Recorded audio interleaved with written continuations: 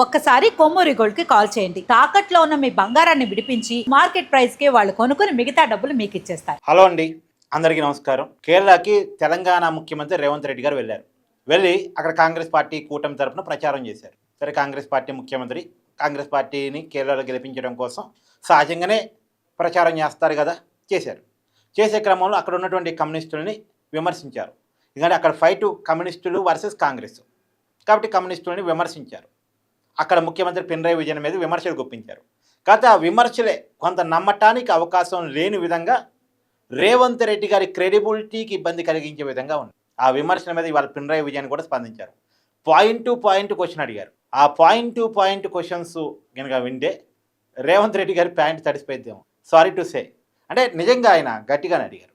అంటే రేవంత్ రెడ్డి గారు చెప్పింది ఏంటంటే పినరయి విజయన్ మోడీ ఒకటే, కమ్యూనిస్టులు బీజేపీ ఒకటే అని చెప్పారు. అది ఎవరు నమ్ముతారండి? కమ్యూనిస్టులు బీజేపీ ఒకటే ఉంటుంది అసలు.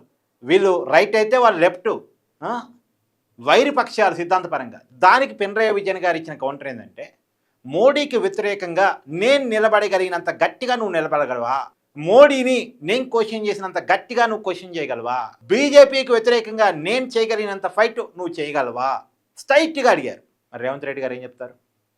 సరే, అంటే బీఆర్ఎస్ బీజేపీ ఒకటని రేవంత్ రెడ్డి గారు తెలంగాణలో ప్రచారం చేస్తే నమ్ముతారేమో కానీ కమ్యూనిస్టులు బీజేపీ ఒకటంటే నమ్ముతారా? నమ్మడానికి అవకాశం ఉంటుందా? సరే, ఇది పోనీ. తర్వాత కేరళలో అభివృద్ధి లేదు, సంక్షేమం లేదు, తెలంగాణను చూసి నేర్చుకోవాలి అని చెప్పేసి రేవంత్ రెడ్డి గారు చెప్పారు.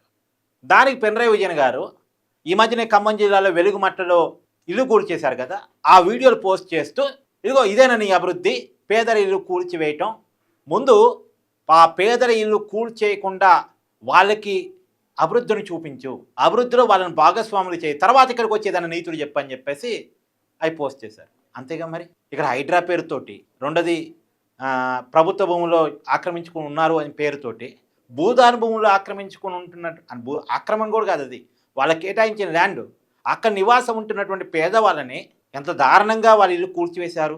తెలంగాణ సమాజం మొత్తం చూసింది కదా. ఇప్పుడు కేరళలో పెద్ద ఎత్తున వైరల్గా మారింది. వెలుగుమట్ట ఇష్యూ కేరళలో వైరల్గా మారింది. పినరయి విజయన్ క్వశ్చన్ చేశాడు దానికి రేవంత్ రెడ్డి గారి సమాధానం ఏంటి మరి? పైగా ఆయన కొన్ని పాయింట్ కూడా రేవనెత్తాడు. ఎడ్యుకేషన్లో కేరళ ఎక్కడుంది, తెలంగాణ ఎక్కడుంది? 95% ఇది అబోవ్ ఎడ్యుకేషన్ రేటు కేరళలో ఉంటే మనకాడ ఎంత ఉంది?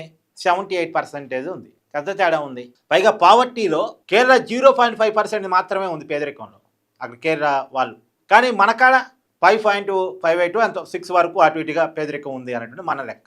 నిజానికి అంతకన్నా ఎక్కువ. వైట్ రేషన్ కార్డు అన్నీ పేదరికమే కదా, సగం కుటుంబాలపైగా మనకాడ పేదరికమైనాయి. ఆ పరిస్థితుల్లో మనం ఉన్నాం. పైగా సంక్షేమ పథకాలు అమలు అంటే 6 గ్యారంటీలు ఎంత గ్యారంటీగా అమలు అవుతున్నాయి అనేది మీకే తెలుసు. అందరికీ రైతు భరోసా డబ్బులు పడ్డాయా చెప్పండి? రేవంత్ రెడ్డి గారు పోయి సంక్షేమ పథకాల విషయంలో, అభివృద్ధి విషయంలో కేరళ కంటే నేనే బాగున్నాను, కేరళ వచ్చి మమ్మల్ని చూడాలంటే అవి విజయన్ గారికి ఎంత వెటకారంగా అనిపించుంటాయి. అదే ఇలాంటి క్వశ్చన్. పైగా విజయన్ గారు ఒక క్వశ్చన్ చేశారు. నీ కాడ భూభారతి చట్టాన్ని తీసుకురావడానికి ఎలాంటి ల్యాండ్ స్కీమ్ కావాలో కేరళ వచ్చి మీ అధికారులు చూసుకొని పోయారు. అంటే కేరళ ఆదర్శంగా ఉంటేనేగా చూసుకొని పోయేది. కేరళ పేద ప్రజలకి ల్యాండ్ హక్కుగా కల్పించడంలో సక్సెస్ అయింది. మరి నువ్వు వచ్చి చూసుకొని పోయి నీ కాడ చట్టం చేసుకున్నావు, ఇవాళ నువ్వు వచ్చి నన్ను క్వశ్చన్ చేస్తున్నావు అని పినరయి విజయన్ గారు క్వశ్చన్ చేశారు. ప్రతి క్వశ్చన్ కూడా ఆలోచింపదగిందేనండి. ప్రతి క్వశ్చన్ కూడా ఆలోచింపదగిందే. విజయన్కి రేవంత్ రెడ్డికి మధ్య ఎలాంటి పోలిక అనేటువంటిది లేవనెత్తేది. రెండోది విజయన్ గారు రెండోసారి సీఎం, ఆయనకు మంచి పేరుంది, మంచి అంటే కమ్యూనిస్ట్ యోధుడిగా ఆయనకు మంచి పేరు ఉంది. సరే, అవినీతి గురించి విజయన్ గారు మాట్లాడారు. అవినీతి రహిత రాష్ట్రంగా కేంద్రం కాగ్ రిపోర్ట్ ప్రకారం మొట్టమొదటి స్థానంలో కేరళ ఉంది, తెలంగాణ 6వ స్థానంలో ఉంది. మీకు నాకు పోలిక ఏంటంటారు విజయన్ గారు? నిజానికి అక్కడ యూడీఎఫ్కే గెలిచే అవకాశాలు ఉన్నాయి, కాదని అంటలేదు, కాంగ్రెస్ పక్షానికి ఉన్నాయి. ఎందుకంటే అక్కడ మామూలుగా ఏంటంటే ఒకసారి ఒకరికి అధికారం ఇచ్చారండి, ఇంకోసారి ఇంకోరికి అధికారం ఇస్తారు. అక్కడ మొత్తం 140 అసెంబ్లీ స్థానాలు ఉన్నాయి. మామూలుగా ఒకసారి ఏమో ఎల్డీఎఫ్కి, లెఫ్ట్ డెమోక్రటిక్ ఫ్రంట్కి అధికారం ఇస్తారు, ఒకసారి యునైటెడ్ డెమోక్రటిక్ ఫ్రంట్కి అధికారం ఇస్తారు. ఈసారి ఇప్పుడు అధికారం ఉంది left democratic front, CPM, CPI, ఇతర కమ్యూనిస్ట్ పార్టీలు. ఇక్కడ ఉంది కాంగ్రెస్, ముస్లిం లీగు, ఈ పక్షాలు యూడీఎఫ్ తో ఉంది. కాబట్టి ఆనవాయితీ ప్రకారం లెఫ్ట్ నుంచి కాంగ్రెస్కి అధికారం రావాలి, ఇక్కడ బీజేపీ నామినల్ మాత్రమే. కానీ లెఫ్ట్ డెమోక్రటిక్ ఫ్రంట్ వైపు ఇంకా ప్రజలు మొగ్గు చూపుతున్నారు. ఇప్పుడు రెండోసారి అధికారం ఇచ్చారు. వాళ్ళ ఆనవాయితీని పక్కన పెట్టి 2021లో సెకండ్ టైం కమ్యూనిస్టుకి అధికారం ఇచ్చారు. అప్పుడు కరోనా టైం విజయన్ గారు బాగా వర్క్ చేశారు, ఆయన పరిపాలన బాగుంది అని వాళ్ళ ఆనవాయితీని పక్కన పెట్టి మరి రెండోసారి పినరయి విజయన్కి అధికారం ఇచ్చారు, ఎల్డీఎఫ్కి అధికారం ఇచ్చారు. ఇక్కడ 170 స్థానాలంటే మ్యాజిక్ ఇయర్ 71 రావాలి. టగ్ ఆఫ్ వార్ ఉందండి, టగ్ ఆఫ్ వార్ ఉంది, టైట్ ఫైట్ ఉంది.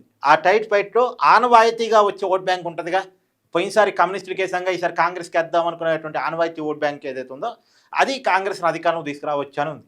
కానీ నిజానికి యూడీఎఫ్ బాగుంటుందా, ఎల్డీఎఫ్ బాగుంటుందా, ఎవరి పరిపాలన బాగుంది, కాంగ్రెస్కా కమ్యూనిస్టులకా మీ ఆలోచన ఏంటి అంటే ఎల్డీఎఫ్కే చెప్తున్నారు. కానీ ఓటు మాత్రం ఆనవాయితీ ఒకసారి అధికారం ఇస్తే రెండోసారి ఇవ్వండి, ఆల్రెడీ విజయన్ గారికి 2 సార్లు ఇచ్చాము, ఈసారి కాంగ్రెస్ను కూడా చూస్తాం అనేటువంటి ఆలోచన చేత ఈసారి కాంగ్రెస్కి వేస్తున్నారు. అంటే వాళ్ళ ఆనవాయితీని వాళ్ళు ఫాలో అవుతున్నారు కాబట్టి యూడీఎఫ్కి వేస్తారని. కానీ పేరు మాత్రం పినరయి విజయన్కే ఉంది బెస్ట్ ముఖ్యమంత్రి. పినరయి విజయన్కి సరిపోయే నాయకుడు కాంగ్రెస్లో లేడు నిజానికి కేరళలో. కేరళ ఎన్నికల మీద మీ అభిప్రాయాన్ని కామెంట్ చేయండి. Thank you.